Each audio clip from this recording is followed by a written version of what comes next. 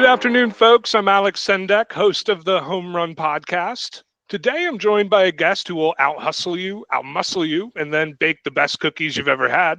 She's a top-producing realtor with Alan Tate, who's done it all. She's seen deals saved and deals lost, all because of knowing the right financing strategies. Let's talk about why finding a realtor who gets investor loans is a game changer and how you can make sure you're working with the right partner to build your investment portfolio. Ashley Von Walter, welcome to the show today. Hi, thank you so much for having me. Absolutely. We're so happy to have you. And I know you were a top producer yet again. If you follow her socials, she's pretty much a monthly top producer. So not a surprise there. And again, we're very, very happy to have you on the show. So again, and let's talk, where are you kind of today? Where's your market? Because a lot of us out here may not know.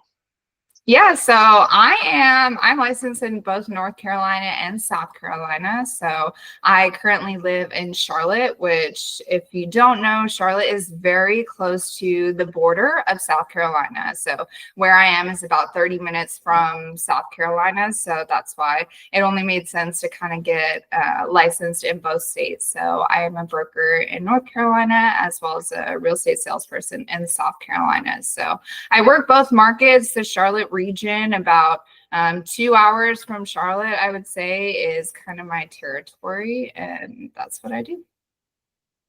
Well, that's one heck of a territory as far as I think everybody. Yeah, I think as far as anybody who's like in the investor world or just kind of follows real estate, we know Charlotte is a booming market, and Absolutely. We're seeing that continue. So that's great that you're representing the 704 in a big way. I love my Charlotte. And it's funny, I think even on this show, we've had like 3 or 4 people all Charlotte. So it's just a testament that everything's happening in the Charlotte area right now. And I love to see it. Absolutely. Yeah. Charlotte is a city that is just continuing to grow. The jobs are here. And the jobs are only continuing to increase. So people want to be here. People want to live here. If you're coming to South Carolina, the taxes are great. So we get a lot of people relocating, I would say a lot from New York, New Jersey, coming down, trying to be here where taxes are just a little bit better. And, the weather is just a little bit better as well. Let me ask you this. So you touched on it with jobs, et cetera, in the Charlotte area. So I'm guessing that you're doing a lot of primary deals. Is that kind of fair to say that you're mainly doing a primary deals right now, or are you seeing some investment, or what's kind of your split, would you say? Yeah, I would say that for me, the majority of my clients are looking for primary residences. So they're either relocating here. I have a lot of first-time buyers that I'm working with.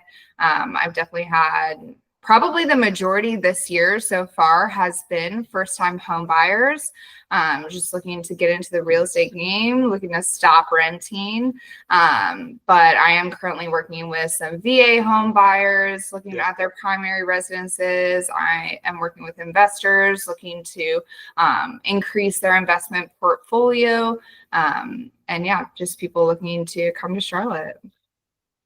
And that's a very common answer I get with most realtors. Everybody's very, very focused on the primary game. And again, I think that's just, it's the most obvious, right? And we want to be there for our first-time home buyers. We want to be advocates. And I do think as well, with how competitive primary residency is, but both lending with realtors, there's a lot of competition out there. And I think that investor space, frankly, gets forgotten both from a lending standpoint, a client standpoint, and a realtor standpoint. So for me, I'm like, if we really want to take our game to the next level, lending, realtors, clientele looking to build that portfolio for their own investments, I think it's important for everybody in this industry to start realizing non-QM is here to stay, DSCR is here to stay, and I think it's just got to be something we need to start working on as far as marketing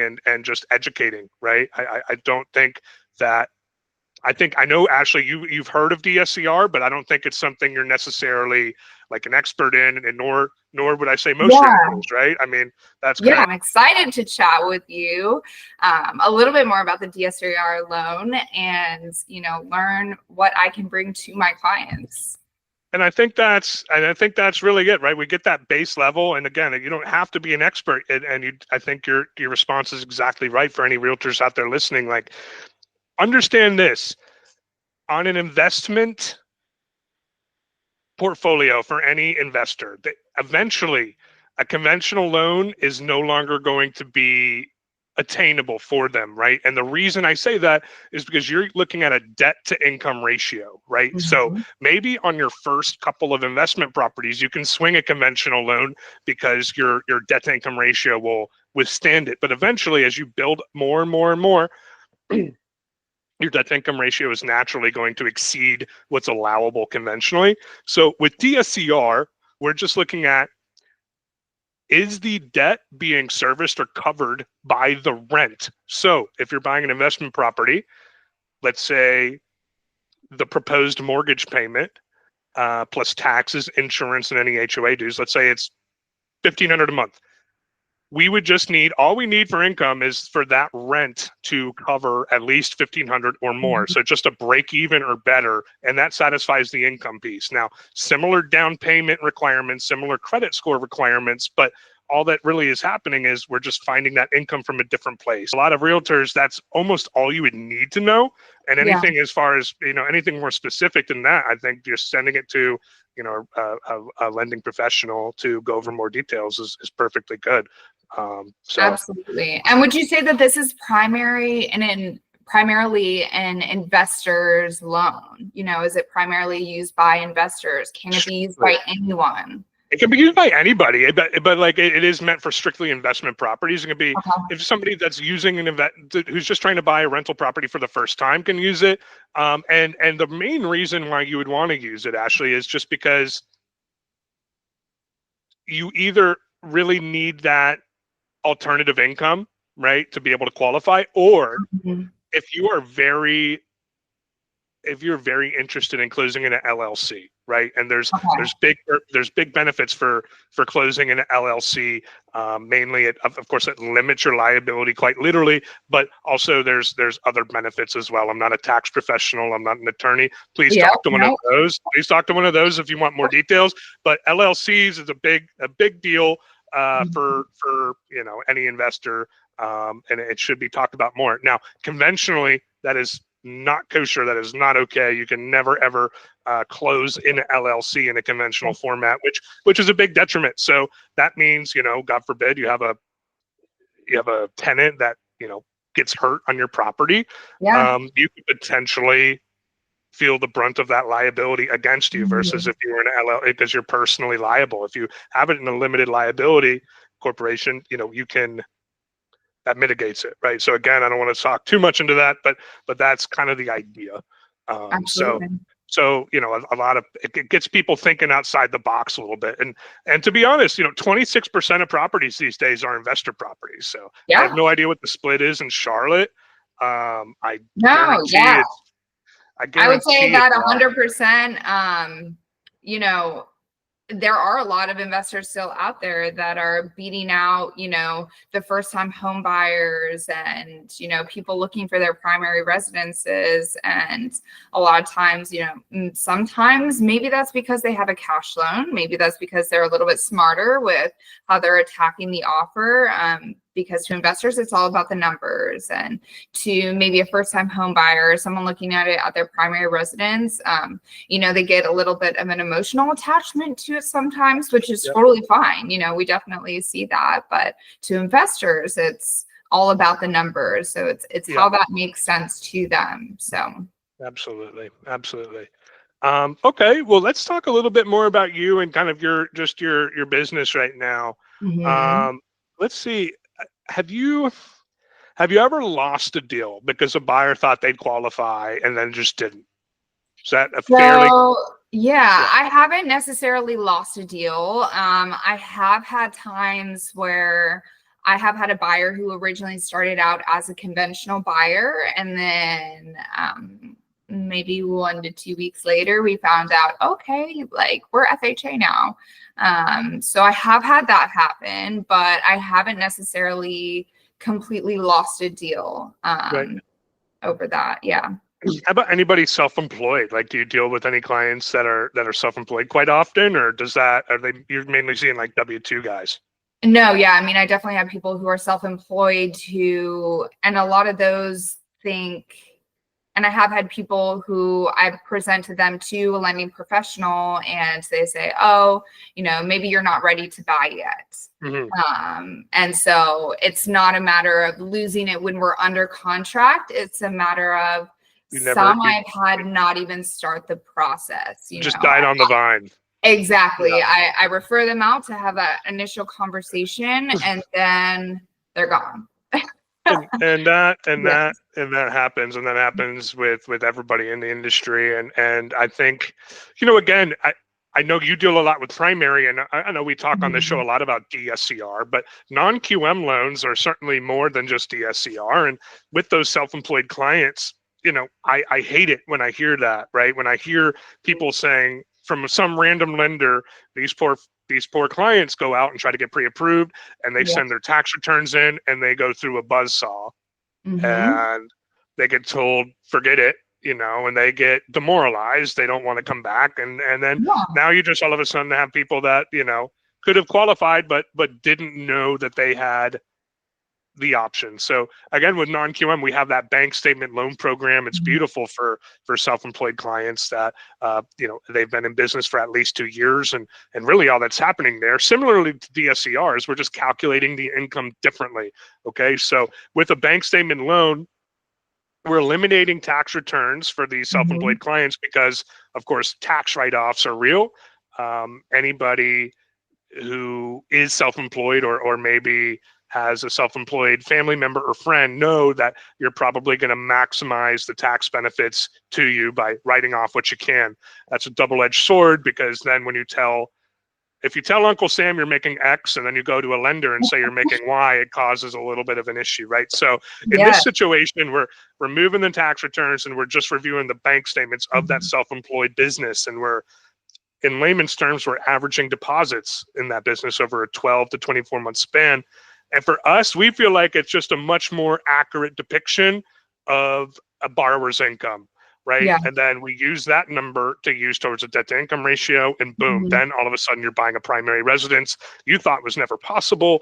And all of a sudden you're the hero, you're realtor of the year, you're lender of the year, and you have a client for life. So much of this is just educating yourself, as a lender, as a realtor, and as a client, and you're just going to set yourself up for the most success, right? So for sure. Yeah. And I mean, that being said, I have had so many business owners be like, they have reached out to a lending professional, and of course, as a business owner, you're going to try and write off whatever you can. If you own your own business, you're going to want to pay those and put in those write-offs. And sometimes if those write-offs are significant, the tax amount that you pay is lower. And so therefore you may not qualify for as much as you would hope for. Yep. And so there are people who I know that have amazing flourishing businesses that they cannot qualify for, the house that they would think they would be able to qualify for because of the write-offs that they do and stuff like that. So in those regards, it's important to know, okay, what can I do for this particular client? Absolutely. And I think you're right. Like, let's say it has such a bigger impact than we think, because it's like, you're 100% correct. It's like, okay, you can get a house, but you're getting so much less house than what you should, right? So it's like, it's not necessarily as dramatic as I just can't get a house, but you're limiting the access to real estate that you should be able to obtain. Exactly. And then some people are like, oh, I make this, this is what I gross make over the year. Why is this all that I qualify? And then they end up not wanting to buy because they're like, oh, this is all I qualify for. I don't want that. So just being able to know, hey, what can I do? Exactly right. 100% right. I have to ask the elephant in the room here. So I've worked with realtors a lot. and I've pre-approved many, many, many, many clients. Mm-hmm. Why is it that realtors, and I'm talking about listing agents here, if Mm-hmm. they see a pre-approval letter for a DSCR or a bank statement, let's just say bank statement, because let's say we're Mm-hmm. buying a primary. Why is it that they are, and I could be off base here, but I feel like it's treated differently than a pre-approval for a conventional or FHA loan, even FHA, right? Yeah. Which to me is, I don't know if I would view them that way. So I don't know if you want to speak on that a little bit, on your opinion of that outlook there. Mm-hmm. Yeah, for What are they sure. getting at? Yeah, go ahead. Yeah, for sure. So I would say it's a matter of people being comfortable with what they know. So you get a conventional offer, you're like, oh yeah, that's clean, clean, easy, that's what I know. FHA offers, okay, I guess I have to, maybe go through 1 to 2 loopholes, maybe just deal with an appraisal, dealing with appraisal price is, maybe the main thing with an FHA buyer. So I think that sometimes people are just scared of what they don't know. And it's a matter of, again, like I was saying earlier, real estate is all about who you know and what you know. So if you don't know what you don't know, then you're doing a disservice to your client. So as a listing agent, if you don't know about things like, what is entailed in a VA loan, what is entailed in a, non-conforming loan, a DSCR loan, if you don't know what that is about, then you're not able to educate your client and able Right. to tell them, hey, this is this loan, this is a great buyer, this is still a well-qualified offer, as opposed to going, oh, the conventional offer is easy, let's go with that. So again, it's about what you know. And I think that a lot of realtors get comfortable in what they do know and are not necessarily willing to maybe expand and learn. So I think that this is, again, a great opportunity to kind of learn and grow and hopefully, teach a few more people about a loan type that isn't as, well known. Absolutely. Absolutely. And I got to say, some listing agents, I will give them credit. They will get on the phone and ask. And I think that's a great thing. And if you don't know, at least try to go get yourself educated and call the Exactly. lender and see what that pre-approval letter looks like. But Yeah. for me, a DSCR, like I keep going back between bank statement and DSCR. Let's say it's a DSCR pre-approval, Yep. and I'm looking, at a conventional offer, and I'm looking at a DSCR offer, and I could see why a realtor would say, okay, this is clearly the better offer here. When in reality, it could be just something as simple as, listen, this borrower is an investor. They Mhm. have 15 investment properties. Maybe that conventional buyer, oh, this is their first time buying an investment property. Okay. The only reason the DSCR is a DSCR is because they've bought in so many, they want to close in their LLC, Mhm. and that's it. They could have the same credit, they could have the same income, et cetera. And they're just simply going this route because they want to close in a business name instead of personally. And that is something that I really, really urge realtors to start kind of thinking about, because you could actually, and if you think about it that way, the DSCR offer is a stronger offer, in my Yeah. opinion. These people are very, very experienced buyers, and they, uh, again, I think are really can be misconstrued there, and it's a detriment to ultimately the realtor's client, aka the seller. So, how's business going for you this summer? I know the summer just started, but how do you feel like the purchase market's going for you so far? I feel like it's crazy right now. I am so busy, Good. but I am so grateful to be busy. I am always so blessed with all the clients that I have. I've been just showing after showing after showing, with different clients, trying to find that right property because, it is a matter of they're not in the Charlotte market. There isn't quite enough inventory. Right. Sure. Even today. So Wow. Exactly. So we are still somewhat in a seller's market. We're in a market where you do have to price appropriately as a seller. If you price on the higher end, you do risk kind of sitting on the market a little bit longer. You do have to have your house ready for market. You can't just throw it up and hope for the best, say, oh, my neighbor sold for this, so I can sell for this. You do need to have your house ready. If it's not ready, it's going to sit. So buyers are a little picky in that regard. But on the other hand, I still have clients who have been searching for months and months looking for that perfect property, and we just aren't able to find it yet because, the inventory is not there. So Yeah, we're seeing that a lot throughout the country. I know, but Charlotte is just a particularly strong market in the sense that it's still seller market, right? Which exactly. unfortunately is tough for investors, right? They want to get the best price, Yeah. but again, I think I still see plenty of people buying even investment props in the Charlotte metro area, going Oh, yeah. into South Carolina, the Fort Hill or Fort Mill and Rock Hill areas. Mhm. Plenty of business to be done. So glad you've been doing well, and I hope that continues to be a heater for you this summer, all summer long. Yes, thank you. I appreciate that. And now, again, I think the biggest thing here is educating agents, especially Mhm. listing agents, on what these offers are. Don't throw it aside. Take a look, call the lender, and let's have a chat, right? Let's not immediately think that something we don't know is bad. Let's learn more. Let's dig deeper, and let's do our clients right. And I Exactly. think that's a big thing, man. I mean, Exactly. I mean, and that's the reason why anytime I submit an offer, I'm CCing my lender on that offer oh so yeah, that my lender can go and automatically reach out and say, oh, hey, here, let me talk about this.